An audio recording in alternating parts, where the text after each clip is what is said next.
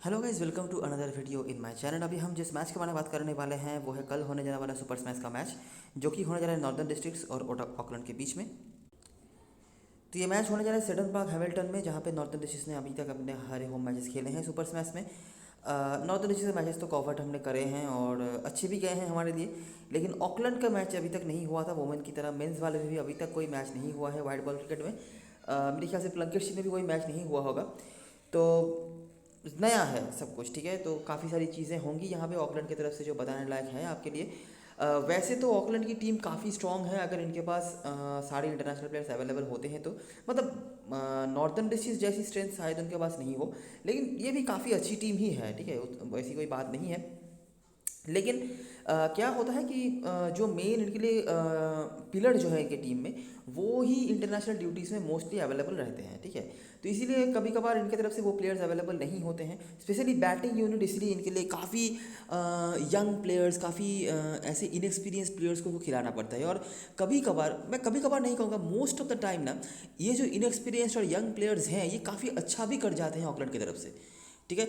नहीं तो अगर आप इनके बैटिंग में देखेंगे तो बहुत सारे ऐसे प्लेयर्स आपको देखने को नहीं मिलेंगे जिनका नाम बहुत बड़ा होगा।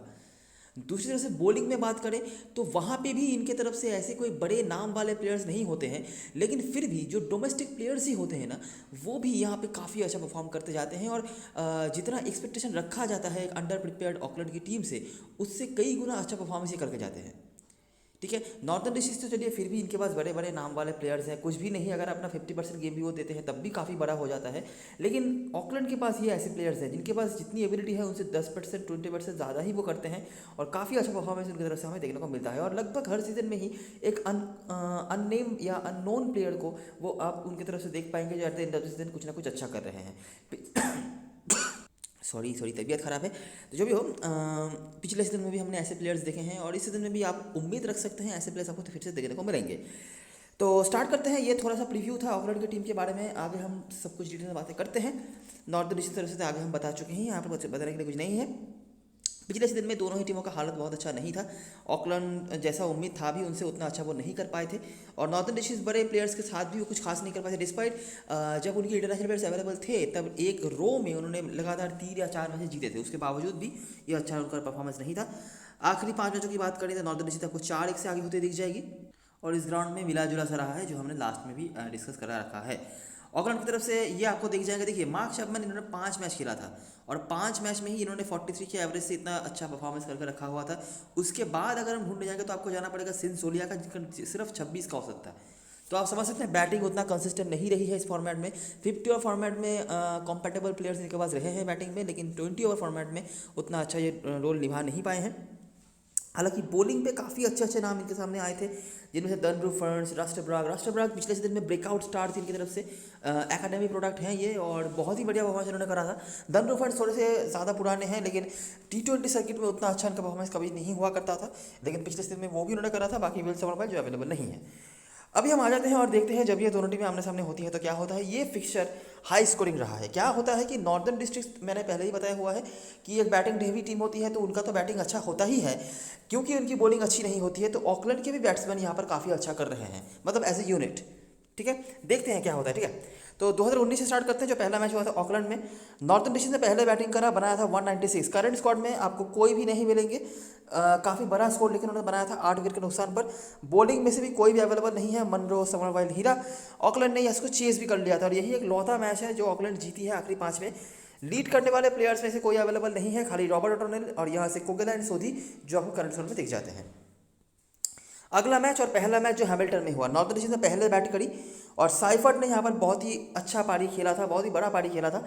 इसके अलावा आपको कुगेलाइन दिख जाते हैं। कुगेलाइन इस फिक्चर में काफ़ी अच्छा रिकॉर्ड होल्ड करते हैं, हर मैच पे ही आपको इनके तरफ से कुछ ना कुछ ज़रूर देखने को मिल जाता है।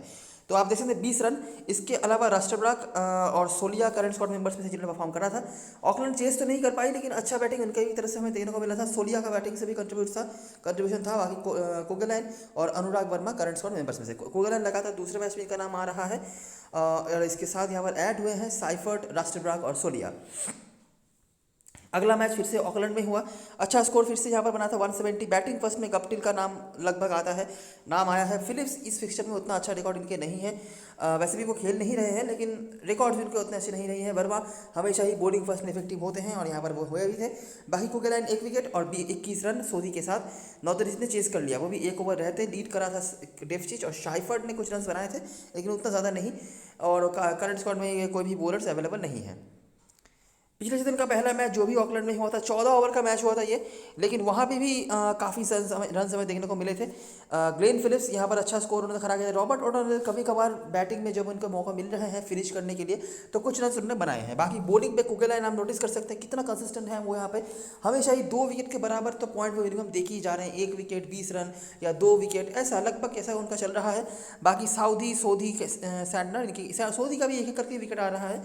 नॉर्दर्न डिस्ट्रिक्ट ने काफ़ी अच्छी बैटिंग करी थी यहाँ पर, 10 ओवर में 107 का टारगेट पड़ रहा था, लेकिन वो उन्होंने चेस कर लिया।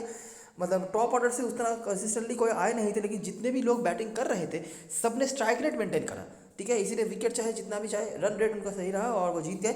और जेमिसन रस्टरब्राक और सोमावाला को दिख जाते हैं। और लास्ट मैच जो इंदिरा डुबा में हुआ था और लास्ट मैच जो इस ग्राउंड पे हुआ था, ऑकलैंड ने पहले बैटिंग करी। रॉबर्ट ओटोनेल फिर से नोटिस करो हमेशा ही इनको मतलब जब भी इनको फिनिश करने का मौका मिल रहा है ये रन बना रहे हैं। ये काफ़ी नीचे बैटिंग करने आते हैं, इसीलिए उतना बड़ा स्कोर शायद वो नहीं बना पाए हैं, लेकिन जितने मौके उनको मिले हैं उन्होंने अच्छा करा है। बाकी मार्क चैपमैन बॉलिंग पे अनुराग वर्मा और साउदी बोल्ट आपको दिख जाते हैं।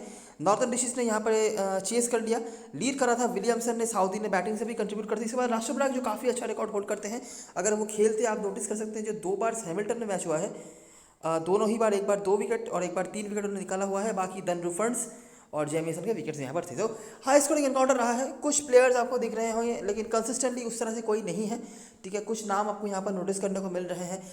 कॉलिन मनरो के कुछ नाम है वो तो अवेलेबल नहीं है। मार्टिन गप्टिल का एक नाम आया है बैटिंग फर्स्ट में। रॉबर्ट ओटोनेल बैटिंग फर्स्ट में जब भी उनको फिनिश करने के मौके मिले हैं उन्होंने अच्छा करा है। कुगेलाइन ने लगभग 50 के आसपास पॉइंट्स आपको हमेशा ही दिखे रखे हैं। इसके ज़्यादा हमें इससे ज़्यादा कोई देखने को नहीं मिल रहा है। ऑकलैंड की बॉलिंग बहुत चेंज होती रहती है, इसीलिए उस तरह से कंसिस्टेंटली कोई नहीं है। यही आपने राष्ट्रब्राग का नाम देखा जो पिछले सीजन में डोमिनेटिंग परफॉर्मेंस से इस सीजन में उनको मौका ही नहीं मिला है पहले मैच के लिए, ठीक है। तो यही कुछ है, बाकी इससे ज़्यादा कुछ कंसिस्टेंट हम बता नहीं सकते। लेकिन एक चीज़ जो हम नोटिस कर सकते हैं कि यहाँ पे अभी तक अगर हम नोटिस करेंगे तो ये जो एक मैच हुआ था इस मैच को छोड़ के हर मैच में चेजिंग टीम जीती है, ठीक है। और रन्स भी इस फिक्चर में काफ़ी बने हैं कंपैरिजन टू विकेट्स। नोटिस करो, देखो 196 197 विकेट्स भले ही 12 गिरे और यहाँ पर चेजिंग टीम जीती। उसके बाद 195 167 यहाँ पर बैटिंग फर्स्ट टीम जीती है और विकेट्स यहाँ पर 13 गिरे थे। उसके बाद यहाँ पे 170 जो कि चेज हो गया, 14 विकेट लेकिन गिरे। विकेट्स भी डिसेंट अमाउंट में गिर रहे हैं, मतलब 4-5 विकेट में मामला नहीं गिर रहा है। ये 9 ओवर का मैच हुआ था तो 5 विकेट गिरे थे। यहाँ पर भी 14 ओवर में 140, 9 ओवर में 109। उसके बाद यहाँ पर 162 जो भी चेज हो गया, 11 विकेट यहाँ पर भी गिरे। विकेट्स डिसेंट अमाउंट में गिर रहे हैं, ये 4 विकेट ये था, नहीं तो डिसेंट अमाउंट में विकेट्स गिर रहे हैं, लेकिन रन्स भी यहाँ पर काफ़ी बन रहे हैं। और चेजिंग टीम 5 में से 4 बार यहाँ पर जीती है जो हम नोटिस कर सकते हैं, ठीक है। हेड टू हेड में समराइज करने वाले कोई प्लेयर्स यहाँ पे नहीं हैं, तो आ जाते हैं और ग्राउंड के बारे में बातें करते हैं। ये कुछ प्लेयर्स रहे हैं जिनके परफॉर्मेंस अच्छे रहे हैं, इनमें से कोई भी अवेलेबल नहीं है। सोधी के रिकॉर्ड्स अच्छे हैं, काफ़ी अच्छे हैं, आप नोटिस कर सकते हैं, लेकिन अभी तक उन्होंने कोई मैच नहीं खेला है तो अपडेट नहीं हुआ है। अच्छा, अभी एक बार देख लेते हैं कि इस ग्राउंड में मैचेस कैसे कैसे होते हैं, ठीक है, और किस तरह के स्कोर्स बनते हैं, किस तरह के बॉलर को यहाँ पर क्या क्या हेल्प मिलता है। ये सब हम आगे भी बता चुके हैं, अभी मैं आपको फिर से रिवाइंड करवा देता हूँ। तो नॉर्दर्न डिस्ट्रिक्ट का घर है ये, तो यहाँ पे नॉर्दर्न डिस्ट्रिक्ट के मैचेस आपको ज़्यादा देने में ज़्यादा बैठते हैं। तो ओटागो बनाम नॉर्थ ईस्ट का मैच हुआ 198 यहाँ बना था। और आपको याद ही होगा कि ओटागो बनाम नॉर्थ ईस्ट का मैच हमने कवर भी करा था। तो वहाँ पर कौन थे जिन्होंने यहाँ पर इतना बड़ा इनिंग्स खेल के रखा था जिसके बदौलत इतना रन बना, चेज नहीं हुआ, ठीक है। पेसर्स का अपर हैंड, अनुराग वर्मा बॉलिंग फर्स्ट में हमेशा ही आपके लिए इफेक्टिव होते हैं। इसके अलावा स्पिनर्स कुछ कुछ विकेट लेते हैं, एक दो करके, उतना इफेक्टिव कुछ नहीं। Seifert, Hampton. उसके बाद जो second last head to head था जहाँ पर साइफर्ड ने बैट फर्स्ट करा, रन बनाया, हैम्पटन पेसर्स की अपर हैंड, ऑकलैंड चेज नहीं कर पाई, 195 का टारगेट था। तो दोनों ही मैच में बैटिंग फर्स्ट में काफ़ी बड़ा स्कोर बना और बैटिंग फर्स्ट टीम जीती भी है। कुगेलाइन, रैंडेल इनके परफॉर्मेंसेज हैं। अगला मैच यहाँ पर सेंट्रल डिस्ट्रिक्ट का मैच था। यहाँ पर बहुत ही बुरी तरीके से यहाँ पर रोक दिया सेंट्रल डिस्ट्रिक्ट को अपने पेस अटैक के ऊपर डिपेंड करके। यहाँ पर हैम्पटन कंसिस्टेंटली अच्छा कर रहे हैं। हेनरी कूपर ने बॉलिंग कराई थी, फ्रेडी वाकर, इनमें से फ्रेडी वाकर और हैम्पटन अवेलेबल नहीं है, कूपर बॉलिंग नहीं करा रहे हैं, और ये जो गिब्सन भी अवेलेबल नहीं, खाली वाकर है। और चेस कर लिया था नॉर्दर्न डिस्ट्रिक्ट ने ईजिली। उसके बाद फिर से यहाँ पर देखिए वही रेंज का स्कोर हुआ 118, रोक दिया मैच को। मतलब एंड वाले मैचेस थे ये, तो शायद पिच थोड़ा बहुत रुक के भी आ रहा होगा, स्लो हो गया होगा। तो जो भी हो ये कुछ थे, और यहाँ पर इंटरनेशनल प्लेयर्स भी अवेलेबल थे, तो उसका भी एक इफेक्ट आया है। बाकी साइफर्ट विलियमसन, साइफर्ट आप देख सकते हैं रन्स बना रहे हैं, याद रखना कीपिंग से भी वो यहाँ पर काफ़ी पॉइंट्स देते हैं, ठीक है।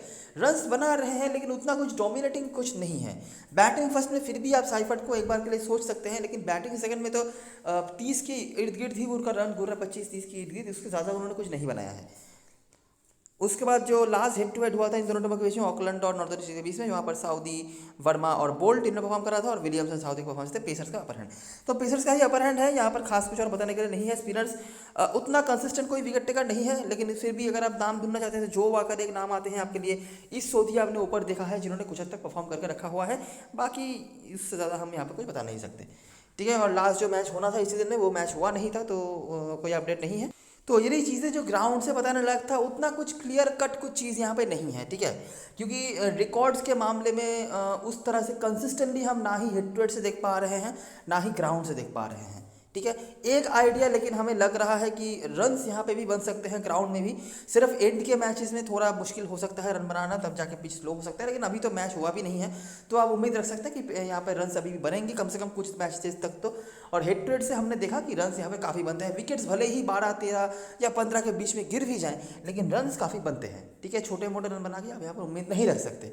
और यहाँ पे भी हमने बैट फर्स्ट में रन बनते हुए देखा है। तो जो भी टीम बैटिंग फर्स्ट कर रही है, अगर आप बड़े स्कोर्स की उम्मीद रख रहे हैं या फिर डिफेंडिंग की उम्मीद रख रहे हैं, तो वो बैटिंग फर्स्ट है, आप उम्मीद रख सकते हैं। मतलब ऑफकोर्स बैटिंग फर्स्ट करेंगे तो ही डिफेंस करेंगी टीम, जाहिर सी बात है।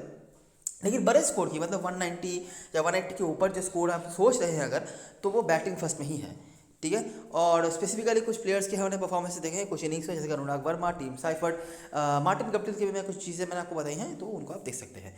अच्छा, अभी हम बात करेंगे प्लेइंग यूनिट की तरफ और देखेंगे कि कौन कौन से प्लेयर इनमें से हमारे लिए इंपॉर्टेंस ज़्यादा रखते हैं। तो नॉर्दर्न की तरफ से साइफर्ट और क्लार्क ने पिछले मैच में काफ़ी अच्छा स्टार्ट लिया था, काफ़ी अच्छा खेल रहे थे जब तक खेल रहे थे, लंबा नहीं खींच पाए, यही इनकी प्रॉब्लम भी है कि ये लंबा नहीं खींच पाते हैं मोस्ट ऑफ द टाइम।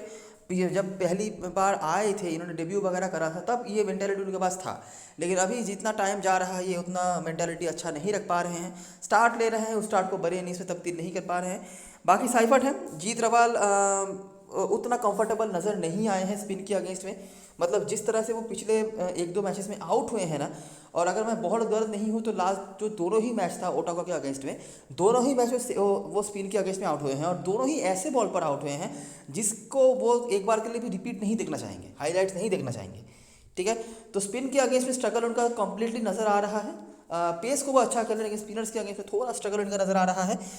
उसके बाद साइफर्ट तो आपके लिए कीपर सेक्शन में होंगे, तो वहाँ पे दिक्कत नहीं है, कटने क्लार्क। उसके बाद है जो कार्टर 4 ट्रॉफी के मैच में अवेलेबल नहीं थे, जो मैच हुआ नहीं था, अभी इनकी वापसी हो रही है। जनरली इस ग्राउंड पे उनके 4 ट्रॉफी में भी बता लीजिए या फिर प्लंकेटशिप में रिकॉर्ड्स अच्छे होते हैं, हालांकि इस फॉर्मेट में उन्होंने उतना ज़्यादा नहीं खेला है, तो अभी देखना पड़ेगा। उसके बाद हेनरी कूपर, कॉलिन डग्लैंड बहुत ही बढ़िया फॉर्म से वो नहीं गुजर रहे हैं, और ये मुझे बताने की ज़रूरत नहीं है, बॉलिंग भी नहीं मिल रही है, तो बिल्कुल एक परसेंटेज प्लेयर होंगे जिनके ऊपर हम चांस ले सकते हैं। कुगलैंड लेकिन बहुत ही बढ़िया उनका परफॉर्मेंस है इस टीम के अगेंस्ट में, हालांकि मोमेंटम उनके पास नहीं है, उनको क्रिटिकल सिचुएशन में एक्सपोजर मिल रहा है, लेकिन अच्छा परफॉर्मेंस वो नहीं कर पा रहे हैं, ना ही बॉलिंग से ना ही बैटिंग से, तो प्रॉब्लम्स हैं इनको लेकर। अभी वापसी कर रहे हैं ट्रेंट बोल्ट और इस सोधी, ये दोनों इंटरनेशनल प्लेयर्स टीम में रहेंगे जो वर्ल्ड कप फाइनल खेल के आ रहे हैं, बहुत ही अच्छा करके आए हैं। स्पेशली मैं कहूँगा इस सोधी के बारे में, हालांकि वो जो कंडीशन था यूएई का, वो इनको सपोर्ट भी कर रहा था, ये कंडीशन कितना सपोर्ट करेगा वो भी देखना पड़ेगा। ट्रेंट बोल्ट हमेशा ही बॉलिंग फर्स्ट में बहुत इफेक्टिव होते हैं, और मतलब बहुत ही कम बॉलर्स हैं वर्ल्ड क्रिकेट में मेरे हिसाब से जो इतना कंसिस्टेंट रहे हैं, स्पेशली बॉलिंग फर्स्ट में। तो बॉलिंग फर्स्ट में बहुत ही बढ़िया एक चॉइस बन जाते हैं, कैप्टन वाइस कैप्टन मटेरियल भी है अगर आप देखना चाहते हैं तो। इस सोधी आप ले सकते हैं, ठीक है, नाम की बेसिस पर आप बिल्कुल ले सकते हैं, लेकिन एक कंडीशन शायद उनको उतना सपोर्ट नहीं करे। अगर बॉलिंग सेकंड कर रहे हैं तो आप फिर भी एक बार के लिए सोच सकते हैं, बॉलिंग फर्स्ट में मुझे लगता है आप इनको बस चांस ले सकते हैं। उनके जगह पर आप बॉलिंग फर्स्ट में जिनको ले सकते हैं वो है अनुराग वर्मा। और स्पिनर्स अगर आपको कुछ लेना ही है तो ट्राइड एंड ट्रस्टेड वाले जो ऑप्शन होंगे, जो वाकर, आप उनके साथ जा सकते हैं। हालांकि लास्ट मैच में जो वाकर को विकेट नहीं मिला था, तो इसलिए इग्नोर भी आप कर सकते हो, लेकिन ये थोड़े से ट्राइड एंड ट्रस्टेड वाले प्लेयर हैं और इनको विकेट लेना भी आता है। हालांकि पिछले मैच में नहीं ले पाए थे, लेकिन मुझे नहीं लगता कि बहुत दिनों तक आपको ये वेट कराएंगे विकेट लेने के लिए। तो हमारी टीम में जो प्लेयर सब ज़रूर से होंगे, टीम साइफर्ड आप कीपर सेक्शन में होंगे तो आप दिक्कत नहीं होगा वहाँ पर आपके लिए। कैटने क्लार्क और जीत रवाल में से आप, मैं हमेशा ही कहता हूँ कि एक को लेकर चलो। स्पेशली मैं बैटिंग फर्स्ट में रवाल के ऊपर प्रायोरिटी ज़्यादा देता हूँ, लेकिन स्पिन के अगेंस्ट में थोड़ा ये स्ट्रगल कर रहे हैं, मैं जो नोटिस कर पा रहा हूँ लास्ट 2 मैचेस से। जो कार्टर एक डिपेंडेबल बैट हैं और अच्छा फॉर्म दिखाए हैं ओवर द समर अभी तक, तो एक ट्रायबल ऑप्शन है ये, और इस ग्राउंड पे परफॉर्मेंस इनका अच्छा भी रहता है मोस्ट ऑफ द टाइम्स। उसके बाद कूपर है, कॉलिंडर ग्रैंडम, कुकेलाइन जो मेरी टीम में ज़रूर से होंगे। ट्रेंट बॉल बॉलिंग फर्स्ट में मस्ट है, दिक्कत वाली बात नहीं है। बॉलिंग सेकंड में भी आप ले सकते हो, लेकिन बॉलिंग फर्स्ट में मेरे लिए कैप्टन हसन मटेरियल हो जाते हैं। उसके बाद सोदी और वर्मा में से सोदी बॉलिंग सेकंड में, वर्मा बॉलिंग फर्स्ट में, ठीक है। तो ये में से आप देख सकते हो। बेस में बैट फिशर होंगे, लास्ट मैच में अच्छी बॉलिंग कराई थी, लेकिन अनफॉर्चुनेटली मुझे लगता है इनको ही बाहर बैठना पड़ेगा अभी, अगर टीम दोनों स्पिनर लेके नहीं आती है तो। बात करते हैं ऑकलैंड के बारे में, जहाँ पे हमें थोड़ा टाइम भी देना पड़ेगा क्योंकि इनके मैचेस अभी तक हुए नहीं हैं। ऑकलैंड की टीम में सबसे बड़ा जो इंक्लूशन होने वाला है वो है जॉर्ज वार्कर। जॉर्ज वार्कर पिछले सीजन तक थे सेंट्रल डिस्ट्रिक्ट टीम में, और उनकी टीम का, मैं अगर बहुत गलत नहीं हूँ तो मेन बैटिंग पार्ट यही थे। इनके अलावा भी बहुत बड़े बड़े प्लेयर्स थे, लेकिन over the season, full season के लिए अगर कोई बंदा अवेलेबल रहता है इनकी टीम में तो वो जॉर्ज वार्कर थे। अभी जॉर्ज वार्कर के जाने के बाद ओपनिंग स्लॉट आप देख ही सकते हैं कैसा चल रहा है सेंट्रल डिस्ट्रिक्ट का। कभी बेली विगिस को ओपनिंग करा रहे हैं ग्रे हे के साथ, अभी तक तो कुछ खास उनका कॉम्बिनेशन बना नहीं है। अभी जॉर्ज वार्कर के बारे में कुछ चीज़ें बतानी ज़रूरी है। लॉन्गर फॉर्मेट में, मतलब 4 ट्रॉफी या प्लंकेट शील्ड में, जॉर्ज वार्कर का परफॉर्मेंस बहुत ही बढ़िया रहा है अगेंस्ट नॉर्दर्न डिस्ट्रिक्ट, जब वो सेंट्रल डिस्ट्रिक्ट के ऊपर खेलते थे। तो लेकिन एक चीज़ जो मेरा ऑब्जर्व रहा है इस फॉर्मेट में, अगर मैं सुपर स्मैश की बात करूं, कि हमेशा ही उन्होंने स्टार्ट किया है नॉर्दर्न डिस्ट्रिक्ट के अगेंस्ट में बैटिंग फर्स्ट में। मैंने आखिरी मेरे ख्याल से 4-5 सीजन तक देखा है, बैटिंग फर्स्ट में हमेशा ही इन्होंने स्टार्ट किया है। 20, 25, 30 या 50+ स्कोर्स जो बनाए हैं उन्होंने बैटिंग फर्स्ट में ही बनाए हैं। बैटिंग सेकंड में मैंने जितना ऑब्जर्व करा है अभी तक उन्होंने 10 का आंकड़ा क्रॉस नहीं करा है अगेंस्ट नॉर्दर्न डिस्ट्रिक्ट, और 80% ऑफ द टाइम उनके जो शिकारी रहे हैं, जिन्होंने उनका विकेट लिया है, वो है स्कॉट कुकेलाइन, ठीक है। तो ये एक ऑब्जर्वेशन मेरा रहा है। तो जॉर्ज वार्कर को अगर आपको, शायद आप ले सकेंगे कि वैसे भी अगर आपको कोई चांस लेना है तो आप बैटिंग सेकंड में ले सकते हो। सेम अप्लाई होता है मार्टिन गप्टिल के लिए, ठीक है। बैटिंग सेकंड में इन दोनों के ही ऊपर आप चांस ले सकते हो। उसके बाद आते हैं कोल ब्रिग्स। कोल ब्रिग्स ने पिछले सीजन में 4 ट्रॉफी में आग लगा के रखा हुआ था। ज़्यादा मैचेस वो खेले नहीं थे, लेकिन जब तक खेले थे उन्होंने बहुत ही बड़ा परफॉर्मेंस करा था। डोमेस्टिक सर्किट में बहुत ही कंसिस्टेंट रन स्कोरर हैं ये, हिट भी करना जानते हैं, रोटेट भी करना जानते हैं। इस फॉर्मेट में वो खेल भी चुके हैं, मतलब T20 में नहीं खेले हैं लेकिन 4 ट्रॉफी में खेले हैं। ओपनिंग करते थे, लेकिन अभी मुझे लगता है क्योंकि दोनों बड़े प्लेयर्स हैं तो इनको डिमोशन हो सकता है इनका बैटिंग ऑर्डर में, नंबर 3 या उससे भी नीचे आ सकते हैं। एक ट्राइएबल ऑप्शन है, अगर आप देखना चाहते हैं तो देख सकते हैं। बहुत ही रिस्की ऑप्शन होंगे, लेकिन एक ऑप्शन ये ज़रूर है, अगर आप देखना चाहते हैं तो बिल्कुल ये ऑप्शन है, आप देख सकते हैं। मार्क चैपमैन उसके बाद ज़रूर से आपकी टीम में होने चाहिए, दोनों तरफ से पॉइंट देने की क्षमता रखते हैं, बहुत कुछ पॉजिटिव नेगेटिव कुछ भी नहीं है, तो बिल्कुल कोई दिक्कत वाली बात नहीं है। रॉबर्ट ओडोनिल बैटिंग फर्स्ट में आप बिल्कुल ले सकते हैं, ठीक है। इनका फिनिशिंग का वाला जो रोल, फिनिशर वाला जो रोल है वो काफ़ी अच्छा निभाया है इन्होंने जब भी इनको मौके मिले हैं। सिंसोलिया, उसके बाद बेन हॉर्न, आदित्य अशोक या लुई डेलपोर्ट में से कोई एक खेलेंगे। लॉकी फर्ग्यूसन, बेन लिस्टर, दंडू फंड्स। Aditya Ashok under 19 world cup के पार्ट रह चुके हैं, जो लास्ट बार हुआ था न्यूजीलैंड के होकर वो खेलते थे। लेग स्पिन बॉलर हैं, और लेग स्पिनर्स के अगेंस्ट में उतना अच्छा परफॉर्मेंस कभी भी नहीं रहता है नॉर्थ ईस्ट की टीम का। ये आपने लास्ट 2 मैच में नोटिस करा होगा जब माइकल रिपोन ने करा था। ऑफकोर्स माइकल रिपोन अलग स्टैंडर्ड है, आदित्य अशोक तो अभी डेब्यू भी नहीं करा है उन्होंने, लेकिन जस्ट फॉर सेइंग मैं बता रहा हूँ कि ये एक चीज़ है जो आप काम पे शायद लगा सकते हो। और इस पिच में क्योंकि स्पिनर्स के लिए खास कुछ नहीं है, तो अगर किसी स्पिनर को लेना है तो लेग स्पिनर्स प्रायोरिटी रख सकते हैं। अगर ये खेलते हैं तो आप देख सकते हैं इनकी तरफ, ठीक है। बाकी देखिए, लॉकी फर्ग्यूसन उतने अच्छे फॉर्म पर तो ये नहीं रहे हैं, ये मुझे बताने की ज़रूरत नहीं है, और इंजरी से वापसी कर रहे हैं। इनका तो मोस्ट ऑफ द टाइम मैदान से बाहर ही निकलता है। अभी पता नहीं फिर से कभी इंजर्ड हो जाए, लेकिन जो भी हो उतना अच्छा फॉर्म इनका नहीं रहा है। बाकी कुछ रिकॉर्ड्स वगैरह तो इनके नहीं है कि मैं बता सकूं, नाम के बेसिस पर लोग बिल्कुल ले सकते हैं, तो आप भी ले सकते हैं लेकिन जो प्लेयर अच्छा करके आए हैं पिछले सीजन में, अगर हम परफॉर्मेंस की बात करें तो वो है Dandu funds. Generally longer format में कंसिस्टेंट परफॉर्मर रहते थे, लेकिन इस फॉर्मेट में उतना अच्छा नहीं था इनका परफॉर्मेंस, लेकिन पिछले सीजन में वो भी उन्होंने करा। और बेन लिस्टर एक left arm medium base option provide करेंगे, अगर आप देखना चाहते हैं देख सकते हैं। तो हमारे टीम में जो प्लेयर ज़रूर से होंगे, George worker, Martin Guptill, specially batting first में। बैटिंग सेकंड में अगर आप मैनेज कर पा रहे हो ले लो, लेकिन अगर आपको कोई इंपॉर्टेंट प्लेयर दिख रहा है जिनके ऊपर आप ज़्यादा प्रायोरिटी देना चाहते हो तो आप सोच सकते हो। उसके बाद मार्क चैपमैन मस्ट हैव है, सिंसोलिया मस्ट हैव है। बॉलिंग पे लॉकी फर्गुसन, बॉलिंग फर्स्ट में मैं ज़्यादा प्रायोरिटी दूंगा, और अगर आपको कोई रिस्क लेना है तो आप डन ब्रूफर्ड के साथ जा सकते हो, और अगर आपको कोई स्पिनर लेना है जो बहुत सजेस्टेड तो नहीं होगा तो आप आदित्य अशोक के साथ जा सकते हो, ठीक है।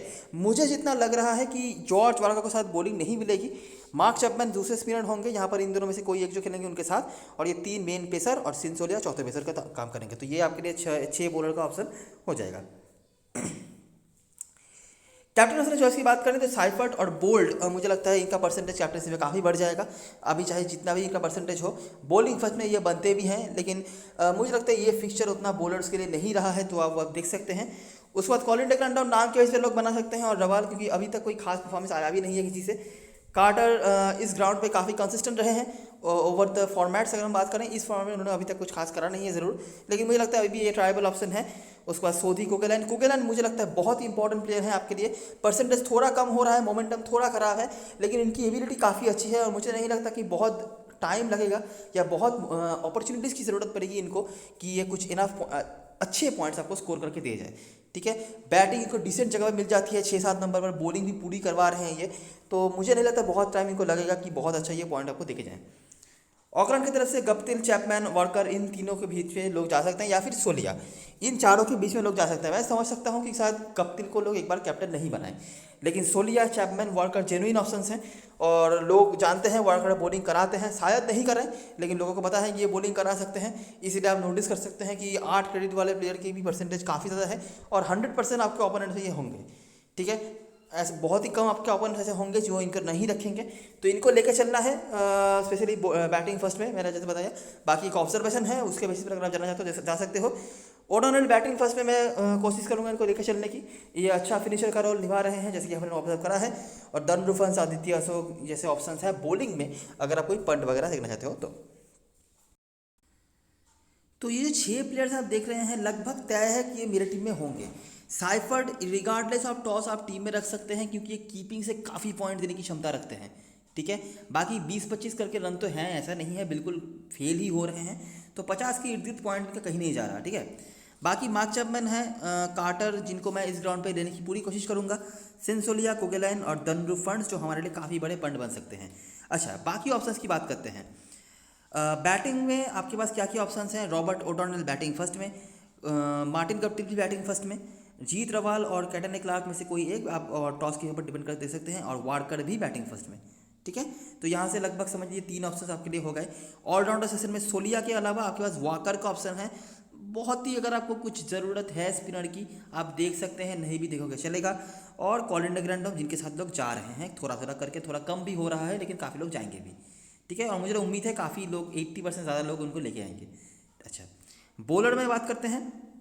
लॉकी फर्गुसन, ट्रेंट बोल्ट दोनों ही बॉलिंग फर्स्ट में। ट्रेंट बोल्ट बॉलिंग फर्स्ट में आंख बंद करके लेना है, ठीक है, चाहे वो 0 विकेट लें, माइनस दे, लेकिन लेना ज़रूर है। लॉकी फर्गुसन उतना अच्छा मोमेंटम इनका नहीं है, इसमें कोई दौरा ही नहीं है, बाकी देखना पड़ेगा कि क्या कर पाते हैं हम इनको लेकर। इस सोधी इस ग्राउंड के लिए काफ़ी इफेक्टिव प्लेयर हैं, कंसिस्टेंटली विकेट्स हैं, तो बिल्कुल हम इनको ले सकते हैं, और लेग स्पिनर भी हैं दूसरी तरफ से, क्योंकि अनुराग वर्मा बॉलिंग फर्स्ट में। और अगर आपको कोई स्पाइसी पिक मैं कहूँगा, अगर आपको ऐसा देखना है तो ये आदित्य अशोक आप एक ट्राई कर सकते हैं, ठीक है। तो यही कुछ ऑप्शंस हैं जिनके साथ जा सकते हैं। काफ़ी सारे ऐसे प्लेयर्स हैं जिनके उस तरह से क्लियर कट कोई रिकॉर्ड नहीं है, कुछ ऑब्जर्वेशंस हैं जिसके बेसिस पर हमें चलना पड़ रहा है। रिस्की मैच है ये, मैं पहले ही बता रहा हूँ। बहुत सारे बड़े प्लेयर्स हैं, दोनों ही बड़ी टीमें हैं, ठीक है, ऐसा कोई बात नहीं है कि लूप होल्स वगैरह होगा, तो थोड़ा सा रिस्की मैच तो है, थोड़ा ऑब्जर्वेशन जो हमारा है उस तरफ से जाना पड़ेगा। बाकी देखते हैं क्या कर सकते हैं हम। काफ़ी सारे बड़े प्लेयर्स हैं, और अभी तो चलिए फिर भी इंटरनेशनल प्लेयर्स सब वापस नहीं आए हैं, अगर वो आ गए तब तो और भी दिक्कत बढ़ जाएगा आपके लिए। तो फिलहाल के लिए हमारा स्ट्रक्चर यही है। कैप्टन मास्टर चॉइस की बात करते हैं, ठीक है। टीम साइफर्ड में हमेशा ही मानता हूँ इफेक्टिव एक ऑप्शन है आपके लिए, स्पेशली बैटिंग फर्स्ट में आप इनको देख सकते हैं। कोकेलैंड आपने देखा है कि एक एज एन ऑलराउंडर काम पे आ रहे हैं, ठीक है। इसके अलावा मार्क चैपमैन का ऑप्शन है। मार्क चैपमैन ने पिछले सीजन में जितने मैचेस खेले थे अच्छा परफॉर्मेंस उन्होंने करा था। बाकी देखिए इनके फॉर्म को लेकर हमें कोई आइडिया नहीं है, क्योंकि काफ़ी समय से कॉम्पिटिटिव क्रिकेट उन्होंने खेला नहीं है। न्यूजीलैंड की टीम में इनको मौका ज़रूर मिला था, लेकिन खिलाया नहीं गया था, तो हम ज़्यादा कुछ कह नहीं सकते हैं, ठीक है। तो ये 2-3 ऑप्शंस हैं जिनके साथ आप स्मॉल लीग में जा सकते हो। इसके अलावा भी सिंसोलिया या फिर ट्रेंट बोल्ट बॉलिंग फर्स्ट में, ये कुछ ऑप्शंस हैं जिनके ऊपर आप देख सकते हो, लेकिन मुझे लगता है ये सेफ ऑप्शंस होंगे जिनके साथ जा सकते हो। अच्छा, कीपर सेक्शन में कोल ब्रिक्स का भी ऑप्शन है। अगर आपको कुछ एक्सपेरिमेंट करना है तो इनके ऊपर आप ट्राई कर सकते हो, ठीक है। कीपिंग शायद ये नहीं करेंगे, कीपिंग बेन हॉर्न नहीं करेंगे, लेकिन ये काफ़ी एक्साइटिंग ऑप्शन है। इन्होंने डोमेस्टिक सर्किट में बहुत रन्स बना के रखे हुए हैं और 4 ट्रॉफी में भी पिछले एडिशन में इन्होंने बहुत ही बढ़िया परफॉर्मेंस करके रखा हुआ था। तो आप देख सकते हो, अगर आप चाहो तो, नहीं भी लोगे दिक्कत नहीं होना चाहिए, लेकिन क्या पता यही एक पंट पिक आपके लिए गेम चेंजर बन जाए, ठीक है। तो ये रही सारी चीज़ें और सारी एनालिसिस। वीडियो को पसंद आया हो तो लाइक ज़रूर करना, सब्सक्राइब करना चैनल को, टेलीग्राम चैनल पे जरूर ज्वाइन हो जाना, क्योंकि लास्ट में पे सारी अपडेट्स वगैरह वहीं पे आने वाली है। तब तक के लिए best of luck for this match and goodbye for now.